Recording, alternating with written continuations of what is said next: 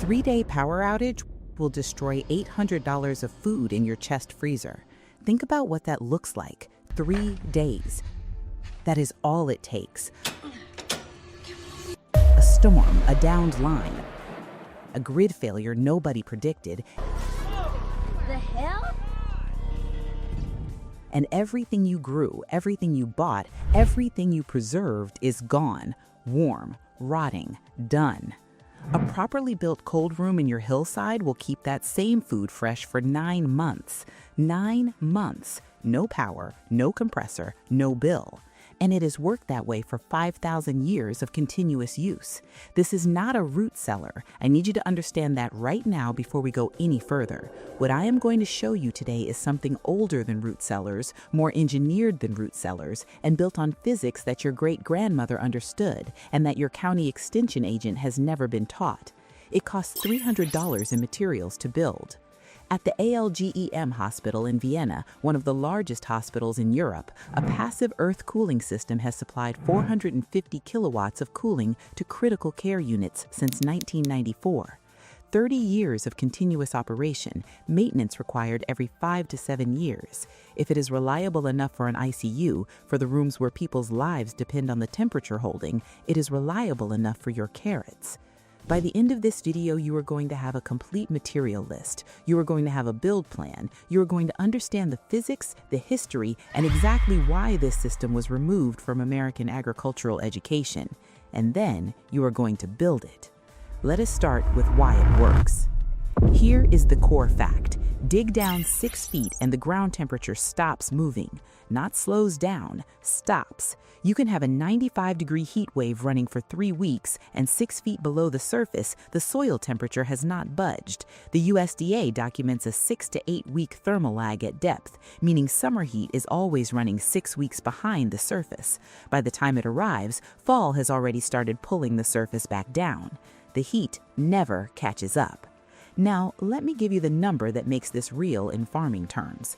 A cubic foot of soil weighs between 100 and 125 pounds, and it resists temperature change with 20 to 30 BTUs per degree.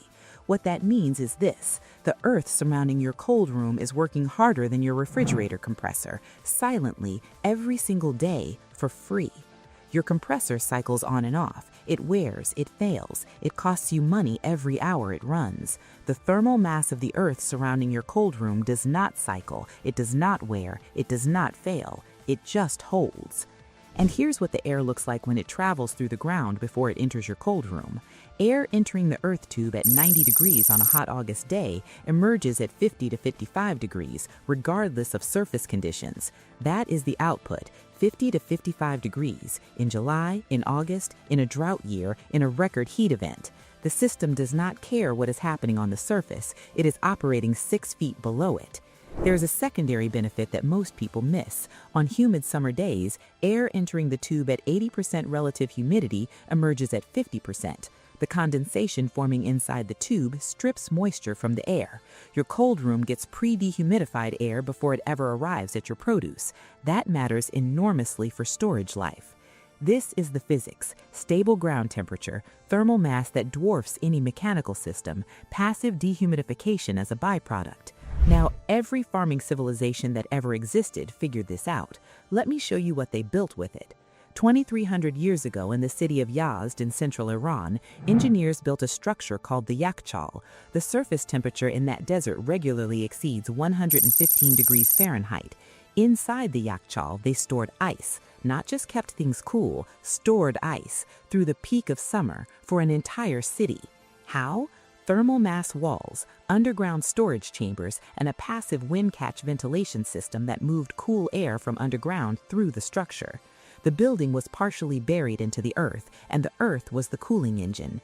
The mortar they used to construct those walls was a compound called sarouge, a mixture of sand, clay, egg whites, lime, goat hair, and ash. Archaeologists and material scientists have analyzed its thermal properties. Its insulation values exceed modern fiberglass bats. They arrived at the correct thermal envelope 2,000 years before we invented the materials we now consider standard. Now move west. The Roman agricultural estate, the Villa Rustica, was not just a barn and a house. It was an engineered food system. Archaeologists excavating Villa Rustica sites across Italy, southern France, and Britain have found underground air passages cut into the foundations. Cool air from underground was circulated through grain storage areas by passive convection. The Romans didn't just build storage, they designed the airflow. And before both of them, across the American continent, Native American peoples were using pit storage for 8,000 years, not rough holes in the ground, engineered chambers with specific depth ratios, ventilation cuts, and lining materials chosen for their thermal properties. The archaeological record is extensive. The design principles are consistent across cultures separated by thousands of miles. They all arrived at the same answer independently. Then add the Korean semi-subterranean storage tradition, the Afghan Karez system that moved cool underground air alongside water, the medieval European undercroft. Every pre-industrial farming civilization on Earth found this solution, every single one. That convergence is not coincidence. It's physics expressing itself through human ingenuity over and over across 10,000 years of agricultural history. The question is not whether this works. The question, the only question, is why American farmers stopped doing it. 1902, Willis Carrier files his patent for mechanical air conditioning. 1920s, Carrier Corporation begins national advertising campaigns. The framing is deliberate and consistent. Mechanical cooling is modern, passive cooling is primitive. Root cellars and underground storage are repositioned in ad copy and trade publications and popular press as things poor people did before progress arrived. They were not selling a product, they were selling a story about what it meant to be modern, and they were very good at it. After World War II, the USDA Cooperative Extension Program became the primary infrastructure for agricultural education across rural America. County extension agents, land-grant university curricula, government-backed farm improvement programs. All of it was built around mechanical refrigeration as the assumed standard. The passive cold room did not disappear from American agriculture because it stopped working. It disappeared from the curriculum, and once it left the curriculum, it left the institutional memory. Within 2 generations, the knowledge was effectively gone from mainstream American farming practice. Today, cold storage regulations in most American states are written around mechanical refrigeration as the baseline assumption. The regulatory framework does not acknowledge passive systems as an equivalent alternative, in part because the regulatory process involves industry representatives and the industry in question sells mechanical refrigeration equipment. Here is the number. The Air Conditioning, Heating, and Refrigeration Institute spent $47.3 million in political activities in 2022 alone. One trade association, 1 year, $47 million. Your county extension agent has never heard of this system. That is not their fault. They were trained by institutions that were shaped by an industry that had a clear financial interest in what got taught and what got forgotten.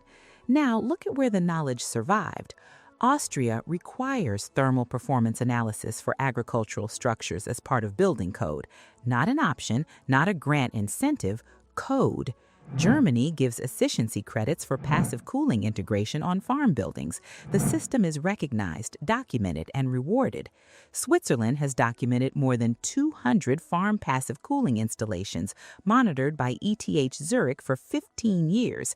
Zero performance degradation across the entire data set.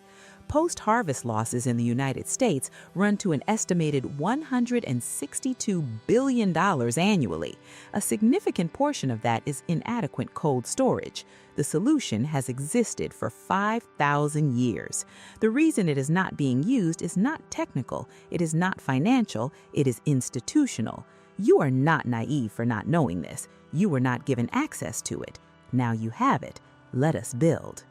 You have 3 options: a natural hillside, a constructed earthen berm, or a standalone room built into existing grade and earthed over.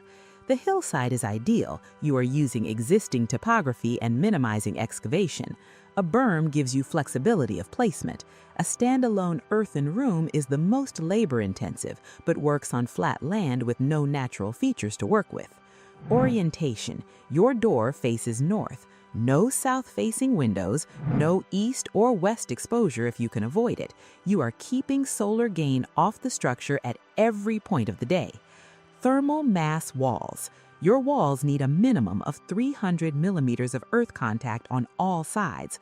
The wall material options are rammed earth, cob, stone, or 200 millimeters poured concrete. Rammed earth and cob give you the highest thermal mass per dollar. They store cold, release it slowly, and buffer temperature swings better than any manufactured material. The trade-off is labor. These are hands-on builds that require time and attention to get right. Stone is excellent and often free if your land has it. The mass is there. The insulation is lower than rammed earth, so stone walls work best when they have full earth contact on the exterior. Poured concrete is the fastest and most structurally predictable option. 200 millimeter walls with full earth contact perform well.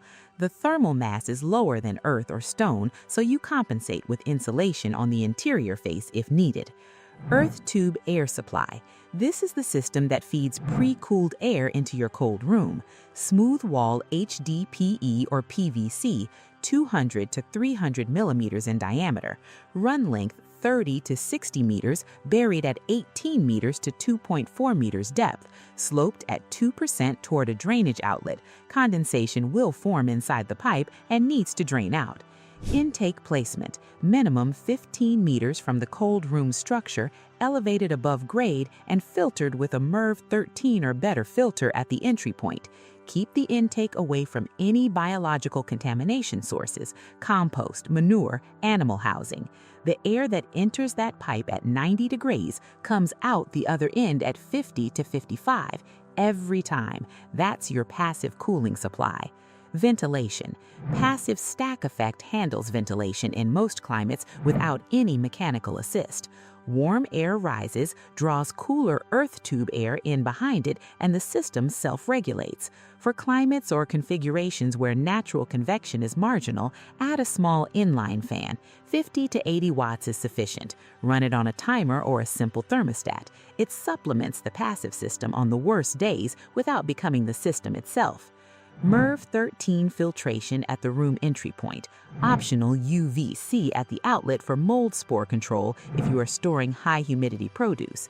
Humidity. Your target is 85 to 95% relative humidity for most root vegetables. That sounds high, but it's what your produce wants. Root vegetables evolved in the ground. They want to feel like they are still in the ground. And earth and floor is your best tool for hitting that range naturally. Gravel bed with occasional wetting gives you fine-tuned control. Avoid standing water. You want moisture in the air, not on the floor. Door and insulation. North-facing door, double insulation. Treat it like an exterior wall, not an interior door. The door is your weakest thermal point and the one place where you can lose the thermal differential you have worked to build. No south-facing windows. If you need light inside the room, run a small solar-powered LED strip. Don't compromise the thermal envelope for natural light. Radon. Address this up front and it's a non-issue. Activated charcoal canister at the earth tube outlet, $40. Replace it annually. Test quarterly for the first year with a standard $30 radon detector at room level. In most regions, this brings radon to well below action thresholds. The system lifespan with correct pipe material, smooth wall HDPE or PVC, is 50 years plus. 32 to 40 degrees, root vegetables, carrots, beets, parsnips, plus apples, pears, and grapes. These are your longest hold crops, and they want it cold. 40 to 50 degrees, potatoes, onions, garlic, winter squash, pumpkins, cabbages. Ground temperature in most American farming regions hits this band passively with no additional work. This is 80% of your homestead harvest. 50 to 60 degrees, sweet potatoes, dried herbs, seed stock, cured meats, hard cheeses. The same room serves this range with strategic airflow management. Place these crops closer to the ambient wall and away from the direct earth tube supply. 55 to 65 degrees, wine, ferments, green tomatoes, peppers. These go in a separate area or a secondary chamber if your room is large enough. The cost is as follows. Pipe alone, $200 to $300. Full earth tube system with filtration and a backup fan, $400 to $600. If you are excavating a berm rather than using an existing hillside, add $200 for equipment rental. Total realistic range, $300 to $800, depending on your site, your material choice, and how much of the labor you do yourself. That is not an estimate. That is the material cost. The labor, if you do it yourself, is 1 to 2 weekends. Think about what the homestead actually is, what it is supposed to be. The well gives you water, you dug it yourself or someone dug it for you, and now water comes from your land and not from a municipal system. The grid cannot reach it. The barn gives you shelter for your animals. You built it yourself or you bought it with your land, and now your livestock live under a roof that belongs to you. The grid cannot reach them. The cold room gives you time. That is what it actually gives you. Time. The ability to store abundance. The ability to harvest in October and eat in March. The ability to grow more than you need in a good year and carry it forward to a hard year. Without cold storage, your harvest window is the grid's window. You grow, you sell, you eat, and the clock is always running. You are always racing the heat, the mold, the spoilage. The produce has a deadline, and that deadline controls you. A properly built cold room breaks that clock. It gives your harvest 9 months instead of 2 weeks. It gives you the ability to eat your own food in January without opening a grocery store bag. Your harvest does not belong to the power company. That is not a philosophy, it is a construction project. $300 in materials, a weekend of work, and the oldest food storage technology on Earth rebuilt on your land, running on the same physics it has always run on.